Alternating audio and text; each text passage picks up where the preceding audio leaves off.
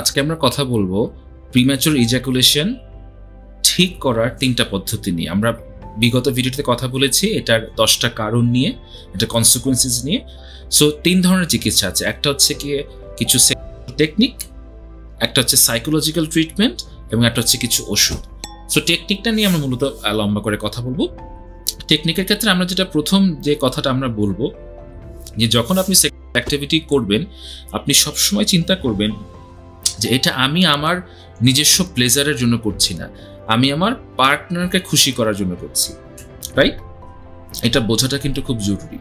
কারণ দেখুন, premature ejaculation fundamentally কিন্তু পুরুষের কোনো সমস্যা হয় না। একজন পুরুষের ভ্যাজাইনার ভিতরে বাইরে যখনই আপনার ইজাকুলেশন হয় তার কিন্তু অর্গাজমটা হয়ে যাচ্ছে। সো প্রবলেমটা হচ্ছে কিন্তু স্ত্রীর।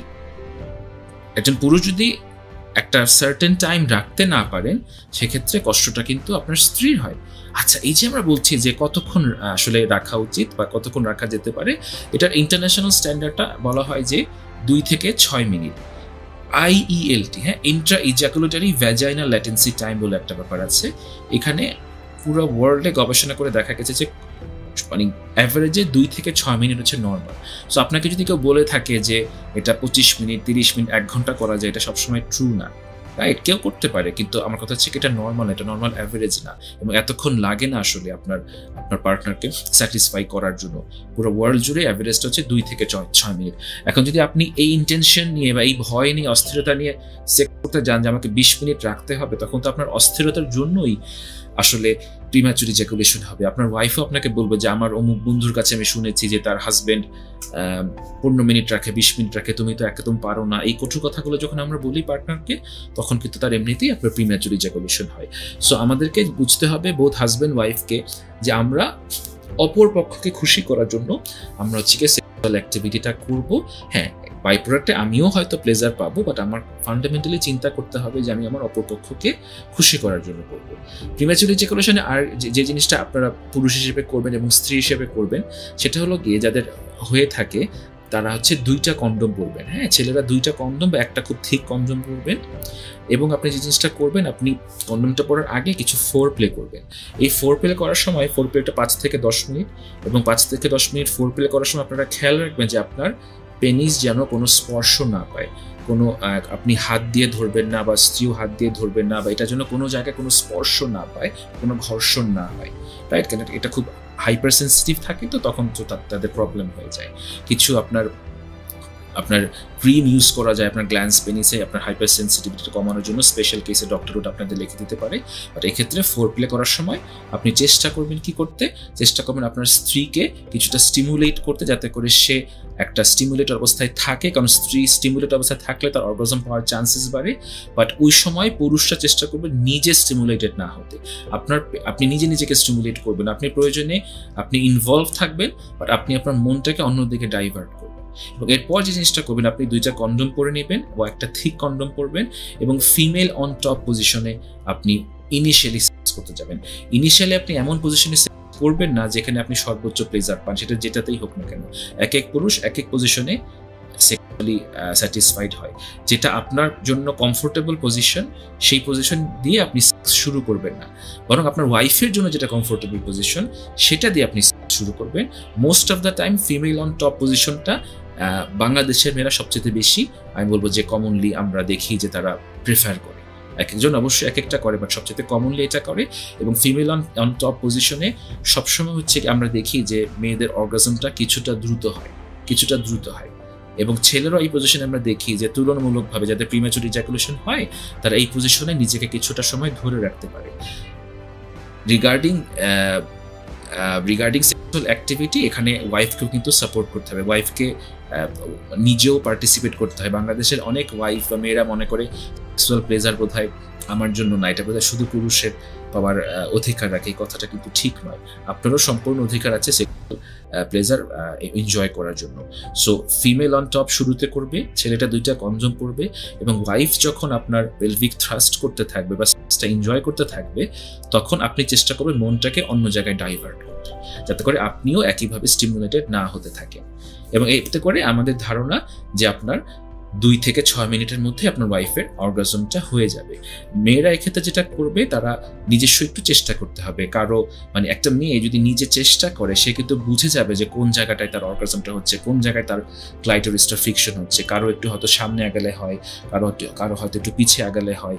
একটা মেয়ে কিন্তু একবার যখন একটা পজিশনে অভ্যস্ত হয়ে যায়, সে কিন্তু নিজে নিজে বুঝে যেতে পারে যে কোথায়, কখন, কিভাবে হলে আমার সেক্সটা আমার জন্য হয়ে যাচ্ছে। এখানে মেয়েদেরকে সম্পূর্ণ পার্টিসিপেট করতে হবে। এটা ভাবলে হবে না যে আমি আমার হাজবেন্ডকে শুধু ইয়ে করবো, এখানে আমার কোনো অধিকার নেই, ঠিক আছে? সো যখন আপনার স্ত্রী অর্গাজমটা হয়ে গেল, তার সেক্সুয়ালি স্যাটিসফাইড হয়ে গেল, তখন আপনি কি করেন, একটু বিশ্রাম নিয়ে তারপর আপনি নিজে সেক্স করার চেষ্টা করেন। তখন আপনি মেইল অন টপ করতে পারেন, অন্য কোথাও করতে পারেন, আপনি কন্ডমটা খুলেও ফেলতে পারেন, একটা কন্ডম খুলে ফেলতে পারেন, যেভাবে আপনার সুবিধা। এবং তারপর দেখেন আপনার কিন্তু অ্যাংজাইটিটা চলে যাচ্ছে। আপনি কিন্তু জানেন এখন যে আমার ওয়াইফ স্যাটিসফাইড, সো আমার এখন কোনো অ্যাংজাইটি নাই, কোনো কিছু চিন্তা করতে হবে না। এবং এরপরে যদি আপনার প্রিম্যাচুর ইজাকুলেশন হয়, ওটা কিন্তু কোনো সমস্যা না। কারণ যেটা বললাম, একটা ছেলের যদি ভ্যাজাইনার বাইরেও ইজাকুলেশন হয় বা খুব দ্রুত হয়, তার তো ইজাকুলেশন হলেই অর্গাজমটা হয়ে যাচ্ছে। সো এখানে টাইমটা কোনো ইম্পর্টেন্ট জিনিস না, অ্যাজ লং অ্যাজ আপনার ওয়াইফ স্যাটিসফাইড হয়ে গেছে। বাট আপনি ওয়াইফকে আগে স্যাটিসফাই করেন, এবং এমন পজিশন প্রথমে করেন না যেটাতে আপনি ওভার স্টিমুলেটেড হন। ওয়াইফ বা আপনি নিজের পেনিস ধরবেন না, পেনিস যেন আপনার বিছানার সাথে না লাগে, কোনো ঘর্ষণ বা ফ্রিকশন যেন না হয়, এতে করে স্টিমুলেশনটা কমে যাবে। 2টা কন্ডম পড়লে কি হবে, আপনার পেনিসে যে ওভার স্টিমুলেশন বা হাইপার সেন্সিটিভিটি, এটা কমে যাবে এবং আপনার প্রিম্যাচুর হওয়ার চান্সটাও কমে যাবে। এভাবে আমরা ইনিশিয়ালি কিন্তু জিনিসটা করতে পারি, ঠিক আছে? এরপর আরো যে 2টা টেকনিক আছে, সেটা হলো, একটাকে বলা হয় স্টার্ট অ্যান্ড স্টপ টেকনিক এবং একটা হচ্ছে squeeze technique. So start and stop টেকনিকে আমরা কি করতে পারি, যে যখন আমরা সেক্স করব, হ্যাঁ, আমার ছেলেটা সেক্স করছে এবং হচ্ছে গিয়ে আপনি বুঝতেছেন যে মোটামুটি 20-30 সেকেন্ডের মধ্যে আপনার ইজাকুলেশন হয়ে যাবে, আপনি ব্রেনে সে ইয়েটা পাচ্ছেন, সেন্সেশনটা পাচ্ছেন, তখন আপনি পেনিসটা বের করে আনবেন ভ্যাজাইনা থেকে। বের করে এনে 1 মিনিট বা 2 মিনিট আপনি বাইরে রাখবেন, এবং যখন সেন্সেশনটা আবার চলে যাবে, তারপর আবার আপনি ভ্যাজাইনাতে প্রবেশ করবেন। এবং এভাবে 2 থেকে 3 বার আপনি করবেন। যতবার আপনার এরকম সেন্সেশন আসবে, আপনি বের করে নিয়ে আসবেন এবং 1-2 মিনিট ওয়েট করে আবার করবেন। এতে করে হবে কি, আপনার কন্ট্রোলটা অনেক বাড়বে, কনফিডেন্সটা বাড়বে যে না, আমি রাখতে পারছি, আস্তে আস্তে কন্ট্রোলটা বাড়বে। এটা হচ্ছে start and stop technique.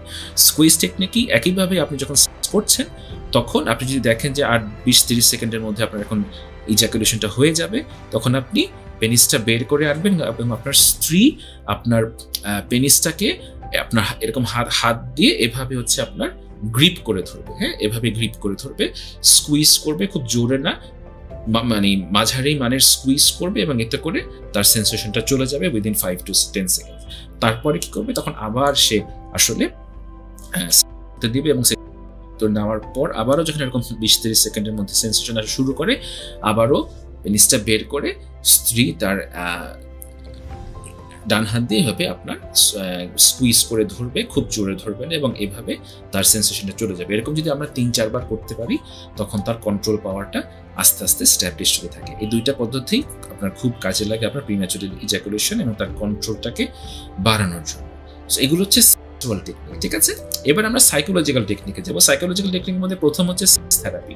Sex থেরাপির অনেক ধরন আছে, বাট একজন লাইসেন্সড সেক্সোলজিস্ট বা একজন সাইকোলজি যিনি থেরাপিতে এক্সপার্ট, তিনি আপনাকে এই জায়গাগুলোতে গাইড করতে পারবে। এটা একটা কমপ্লিকেটেড থেরাপি, বাট এটা খুব ভালো কাজ করে যাদের এই স্বাভাবিক জিনিসগুলা কাজ করে না। আমি যে কথাগুলো বলছি, উপদেশ দিচ্ছি, আপনাদের 90% মানুষের এটাতেই কাজ হয়ে যাবে।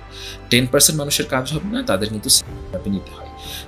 পাশাপাশি কাপল থেরাপি নিতে হয়, কারণ অনেক সময় আমরা বলেছি দাম্পত্য কলহ থাকতে পারে, এবং দাম্পত্য কলহ থাকলে কিন্তু আপনাদের মধ্যে প্রবলেম হবে। অনেকের কগনিটিভ বিহেভিয়ার থেরাপি লাগে। কেন? কারণ অনেকের কনফিডেন্স কম থাকে, অনেকে মনেই করে যে আমি পারবো না, আমাকে দিয়ে হবে না, আমি কিছুই পারি না। এই কোর বিলিফ দূর না করলে আপনার সেক্স অ্যাক্টিভিটিও আসলে ঠিক হবে না। সো কগনিটিভ বিহেভিয়ার থেরাপি এবং কাপল থেরাপি খুবই কাজে লাগে। আরেকটা পদ্ধতি কাজে লাগে, সেটাকে আমরা বলি মাইন্ডফুলনেস বেসড রিল্যাক্সেশন। আপনার রিল্যাক্স হওয়াটা খুব জরুরি। আপনি যদি খুব অ্যাংশাস থাকেন, অস্থির থাকেন, টায়ার্ড থাকেন, সেক্ষেত্রে আপনার প্রিম্যাচুর ইজাকুলেশন হওয়ার চান্স বেশি। তো যে কোনো প্রকারের মেডিটেশন বা রিল্যাক্সেশন যেটা মাইন্ডফুলনেস বেসড, সেটা সেক্সুয়াল অ্যাক্টিভিটিতে খুব ভালো কাজে লাগে। থার্ড হচ্ছে কিছু ওষুধ, এবং আমরা মনে করি ওষুধ আপনি পারতপক্ষে নেবেন না। পারতপক্ষে নেবেন না। কিছু SSRI খুব ভালো কাজ করে, যেমন পারক্সিটিন ওষুধ আছে, এসিটালোপ্রাম আছে, এগুলো কোনোভাবে আপনারা ডাক্তারের পরামর্শ ছাড়া নেবেন না, কারণ এগুলো কিছু সাইড এফেক্ট আছে, কিছু ডোজ আছে যেগুলো ঠিক মতো ইউজ করতে হয়। এগুলো কিন্তু ইজাকুলেশনটাকে দূর করে। এই ওষুধগুলোর দুইটা সুবিধা, একটা হচ্ছে এটা সাইড এফেক্টে ইজাকুলেশনও আপনার টাইম বাড়ে এবং এটা অ্যাংজাইটি কমিয়ে দেয়। তো যাদের অস্থিরতা আছে, হ্যাঁ, তাদের কিন্তু অস্থিরতা দূর হয়ে যায় এবং তাদের সময়টাও বাড়ে। সো একটার মধ্যেই দুইটা কাজ হয়। সো SSRI খুব ভালো একটা মেডিকেশন। এছাড়াও কিছু ওষুধ আছে যেটা আসলে সময় বাড়ায় সরাসরি। সেই ওষুধগুলো এমনও আছে যে সপ্তাহে প্রতিদিন নেওয়া হতে পারে, আবার কিছু ওষুধ আছে শুধু যেদিন আপনি করবেন তার ঠিক 2 ঘন্টা আগে খেলে আপনার টাইমটা বাড়বে। বাট আমি আবারও বলছি, চেষ্টা করবেন ওষুধ না খাওয়ার জন্য। বাট যাদের খুব সমস্যা হয়, ওষুধ খেলে কিন্তু এই সমস্যাটা খুব ভালো কাজ করে। ওষুধ খুবই ভালো কাজ করে প্রিম্যাচুর ইজাকুলেশনে। সো আমি যদি আবারও ছোট করে বলি, প্রথম হচ্ছে কিছু সেক্সুয়াল টেকনিকের কথা আমরা বলেছি, যেখানে মূল ব্যাপারটা হচ্ছে কি আপনি সবসময় চেষ্টা করবেন পার্টনারকে স্যাটিসফাই করতে, নিজেকে না। এবং হচ্ছে ফিমেল অন টপ পজিশন, 2টা কন্ডম করে নেবেন, নিজের মাইন্ডটাকে ডাইভার্ট করে অন্য জায়গায় রাখবেন। ওয়াইফ যখন তার স্যাটিসফ্যাকশনটা পেয়ে যায়, অর্গাজমটা হয়ে যায়, তারপর আপনি এটাতে পার্টিসিপেট করেন। এটা হচ্ছে মূল ব্যাপার। তারপর স্টার্ট অ্যান্ড স্টপ টেকনিক শিখেছি আমরা, স্কুইজ টেকনিক শিখেছি আমরা, সাইকোলজিক্যাল কিছু মেথড আমরা জাস্ট নাম শুনেছি, সেগুলো আমাদের প্রয়োজন হলে আমরা করতে পারবো, স্পেশালি থেরাপি এবং কাপল থেরাপি। আর তা না হলে আমরা ওষুধে যাব। এই 3টার পদ্ধতি যদি আমরা পর্যায়ক্রমে ফলো করি, আমাদের হোপফুলি 100% প্রিম্যাচুর ইজাকুলেশনের প্রবলেম ঠিক হয়ে যাবে। আপনার প্রিম্যাচুর ইজাকুলেশন নিয়ে যেটা আপনারা করবেন না, স্বামী স্ত্রী যাদের নতুন বিয়ে হয়েছে, কোনো কারণে 1 রাত 2 রাত হয়তো আপনার হাজব্যান্ড হয়তো প্রিম্যাচুর ইজাকুলেশন করে ফেলেছে। আমি অনেকগুলো কেস দেখেছি এরকম, যে স্ত্রী গিয়ে তার মা বাবাকে বলছে যে আমার হাজব্যান্ড আসলে সেক্সুয়ালি অক্ষম, এবং বাবা মাও হয়তো এটাকে খুব খারাপভাবে সবার কাছে প্রচার করেছে। ছেলেটা আরো অ্যাংশাস হয়ে গেছে, বিবাহ ভেঙে গেছে। আমরা এরকম দেখেছি বেশ কয়েকটা, 1টা 2টা না, অনেকগুলো আমরা কিন্তু এরকম কেস দেখেছি। এরকম করবেন না। এগুলো সবই মিসকনসেপশনের জন্য হয়, অস্থিরতার জন্য হয়, এবং আমরা জিনিসটাকে অনেক ফ্যান্টাসাইজ করি আজকাল, এটার কারণে হয়। আপনারা খারাপ মুভি, খারাপ মেথডস আপনারা কম ইউজ করবেন, বা না করলে সবচেয়ে ভালো হয়। মাস্টারবেশন, পর্নোগ্রাফি, এগুলো থেকে আপনারা দূরে থাকার চেষ্টা করেন। আপনারা একটা স্বাভাবিক মানুষ, একটা স্বাভাবিক প্রাণী যেভাবে অ্যাক্টিভিটি করে, সেভাবে যদি আপনারা রেগুলার বেসিসে করতে পারেন, হোপফুলি 100% সমস্যা আসলে ঠিক হয়ে যাবে।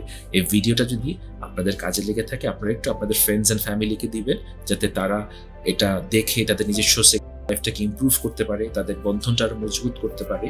এখানে সংকোচ বা লজ্জার কিছুই নেই। এবং আপনি যদি মনে করেন ভিডিওগুলো আপনাদের সাহায্য করছে, আপনারা একটু কষ্ট করে আমার ইউটিউব পেজটাতে সাবস্ক্রাইব করবেন।